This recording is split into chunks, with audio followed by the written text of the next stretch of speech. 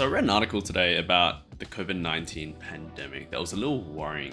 It covers the fact that we haven't fully recovered from it, and the long-term repercussions are something that are continually going to play out for the next couple of years. A new analysis of data shows that in 34 wealthy countries, there seems to be a long-term sustained increase in mortality that remains unresolved, which kind of challenges a long-term belief that the pandemic killed off the old and frail and that there'd be a reduced amount of mortality down the line because of that.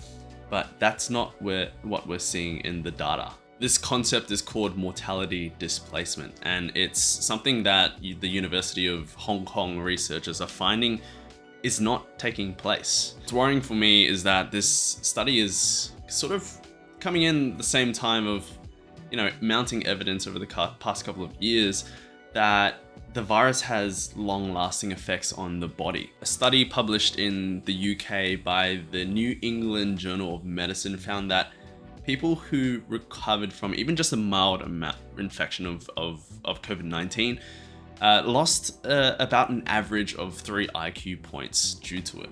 And then what's even more, about 10,000 participants ended up losing a greater amount than that, about 9 IQ points, which is something that would allow them to be admitted into more intense care. What's crazy to me is that the article reads that the amount of Americans that had an IQ that dropped below 70 increased by 2.8 million since the pandemic, which accounts for a level of cognitive impairment that would require significant societal support. This also extends physically to our health. A study found that our cardiovascular health could be affected negatively for the next 3 years on average by the pandemic, the virus, and that the risk of a major cardiac event is elevated during that time. I think for most of us, we've sort of come out of the other side of this pandemic and kind of, brushed it off and gone, like it's over. We don't have to worry about it anymore. But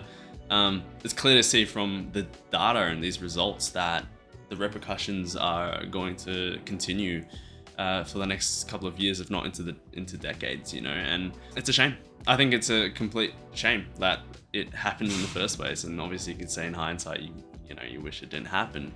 Obviously we do. But yeah, something I did find interesting in the article is that despite all of the risks and harms that the virus has, the vaccination rates are at an all-time low of about 17% in Americans.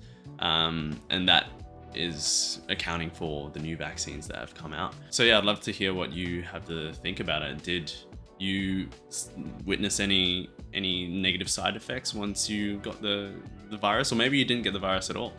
I know for a fact I did. Like I definitely felt a lot of brain fog and decreased amount of strength, weakened body, and just overall tiredness. So I'm not surprised by these results, and it's a shame. I'd love to hear your thoughts. Thank you so much for watching, and I'll catch you around.